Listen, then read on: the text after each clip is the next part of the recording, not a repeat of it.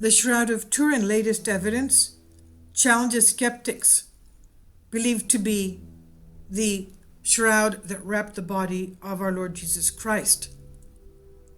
New evidence has come out with microscopy showing that he was wearing a tefillin. This image is not painted on the shroud. It's not burned on it in a conventional manner. It is an image seared onto the cloth of the shroud with technology that has yet to be explained. The blood serum tells us that before dying, the person was suffering. Researchers tell the news. It means that. Now, in this video, having to do with the new research, it's about an hour long, it's about 51 minutes long. It's from the institution presentation. The Shroud of Turin is not fake. There is new astonishing evidence having to do with the phenomenon of detecting details on the shroud. Photogrammetric restitution on the Shroud of Turin has revealed previously unknown phenomena that opens up new horizons for science. The strength of this discovery is stressed by the fact that the geometrical data used for restitution can be verified with tools that are accessible to everyone. I, for one, was very moved when I saw that the details from this examination showed that Christ was wearing a tefillin, as we showed in the images before. It's a leather strap that they bind around their arm with a box over the forearm, and it comes to be wrapped around the middle finger. And this is worn to start the action of intensive prayer. We see this many a time. The Hebrews still wear it when they, as we see, for example, when they go to the Western Wall in Jerusalem to pray. And also the little head box of the tefillin that our Lord Jesus Christ had over his forehead. Now, you'll have to see the video because there's a lot of details in there. I, for one, was moved by the fact that we see the running of the blood towards the straps of the tefillin. The tefillin would disrupt the straight flow downwards on his forearm because of the bands that would cut this, and they would somehow flow over the horizontal wrapping of the tefillin bands, as you'll see in the video. And here we see the hand pointing towards the lower right, blessing us. Now, in the video, you'll see how the images of the body show that they're interposed on each other because of the fact that they said the body must have moved in order to take this position. In other words, when the hands of our Lord Jesus Christ were laid straight down, palms down over his body, crossed like that, he then moved his thumb to touch the ring finger of his hand, protruding between the two first fingers and the ring finger, to take the position of blessing. This is as we see here, the hand pointing towards the lower right.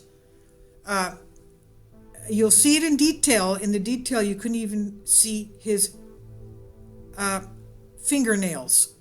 That's how this new photogrammetric restitution of the shroud brings into detail things that we have not seen previously. It's about an hour long, well, it's 51 minutes long, but I'm going to see it again because the details are just astonishingly amazing.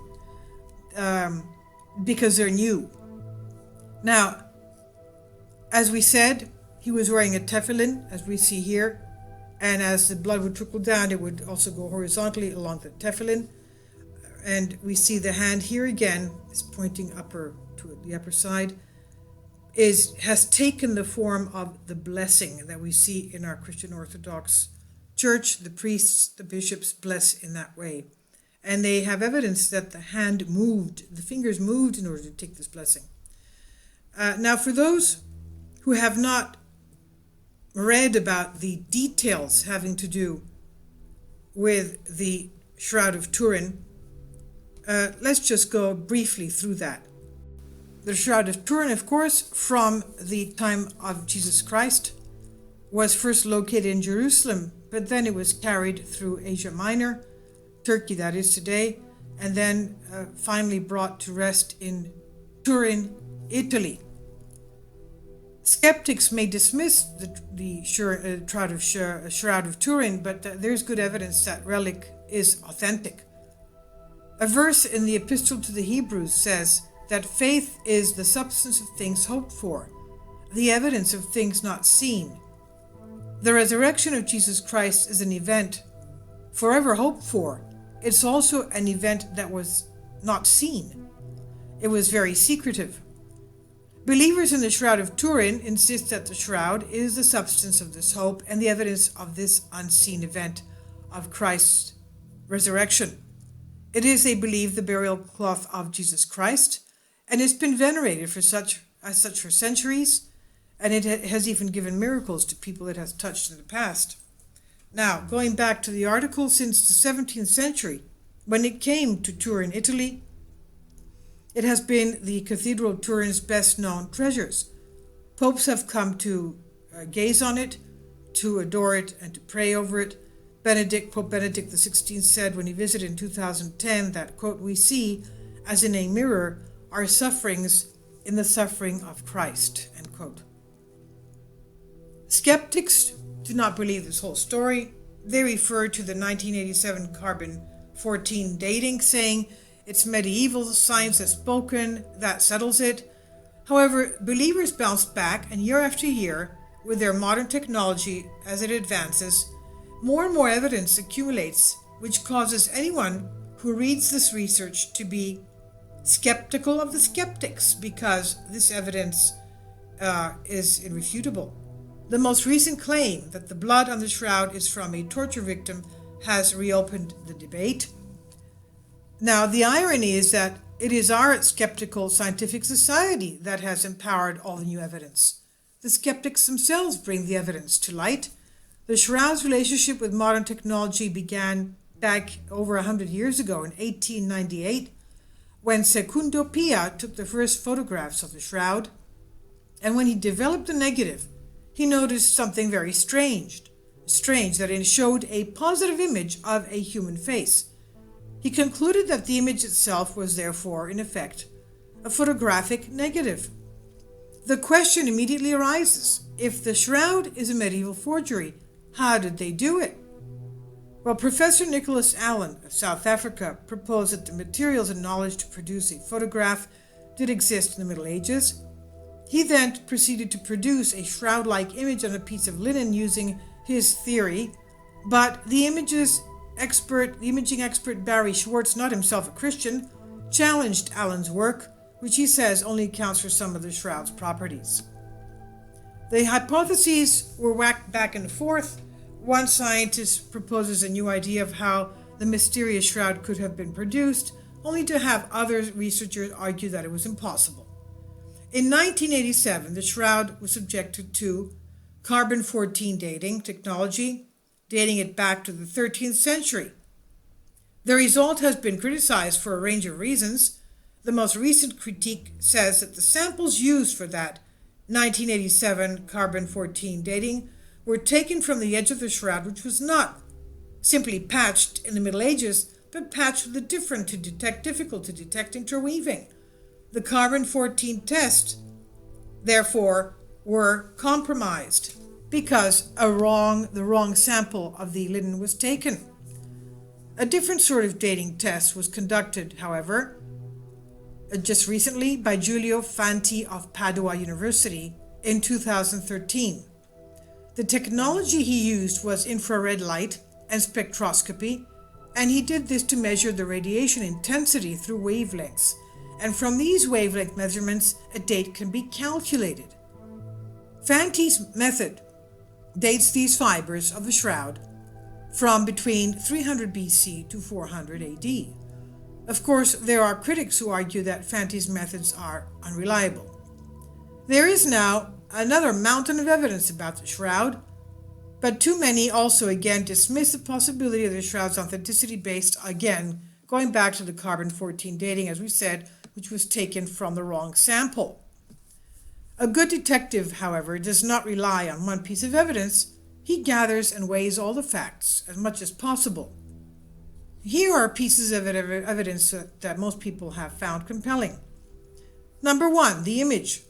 It is not a stain. It is not painted on the shroud. It is not burned on it in a conventional heat application method.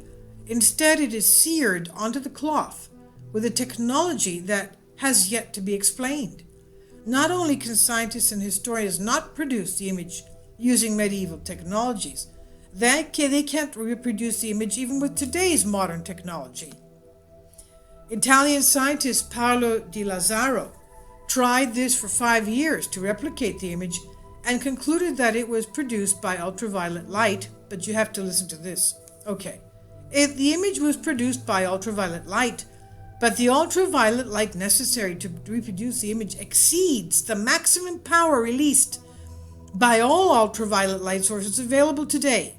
The time for such a burst would be shorter than 1/40 billionth of a second, and the intensity of the ultraviolet light would have to be around several billion watts. Can you imagine? Well, that's an impossibility. Number two, the 3D capabilities of the image. The image of the man on the shroud can be read by 3D imaging technology. Paintings fail this test. Number three, the evidence of crucifixion.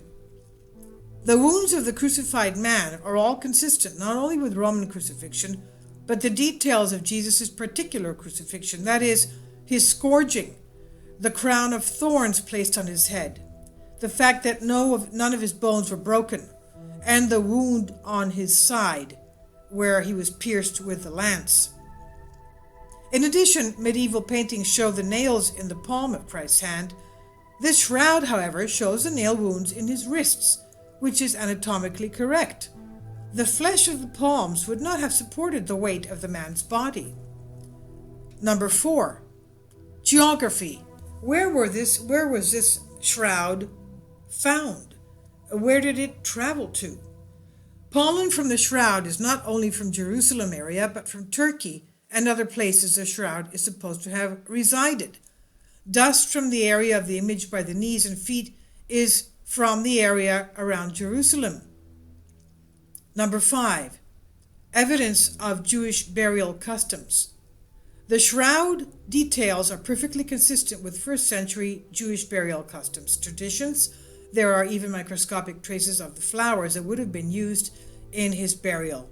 The burial flowers that grew locally in Jerusalem and were known to be used for burial. In addition, traces of the spices used for Jewish burial have been discovered. Number six, the blood and the image. The blood stains on the shroud are real human blood. They are not paint. The flow of the blood accurately reflects crucifixion and subsequent burial. The image was seared on the linen after the blood stains. The fact that the blood stains retain their reddish color is evidence that the blood came from a person under extreme duress. The most recent finding again suggests that the crucified man was tortured. Number seven. This is very interesting. The type of cloth used. The cloth is consistent with fabrics from first century Israel, but not with medieval Europe. A forger would have had not to only forge the image, but would have had to have detailed knowledge of linen weaves of the first century, and then not only reproduce it, but age it convincingly. Now, we're not obliged to believe in the shroud's authenticity, but it is undeniably mysterious. Having said that, it's also mysterious how dismissive most skeptics are. They cry out for scientific evidence, but when evidence is produced, few really examine it closely. And they shrug and say, well, we just don't know. Nothing has been proven. All we have is an old cloth for which there is no explanation as of yet. And that's why I'm leaving you with this fascinating video with the astonishing phenomena detected on the shroud from the photogrammetric restitution on the Shroud of Turin. This was discovered by the International Institute for Advanced Studies of Space Representation Sciences of Italy, and it goes into the very wonderful detail of the restitution of the items on Christ's body and the position of his body, his hands and his feet.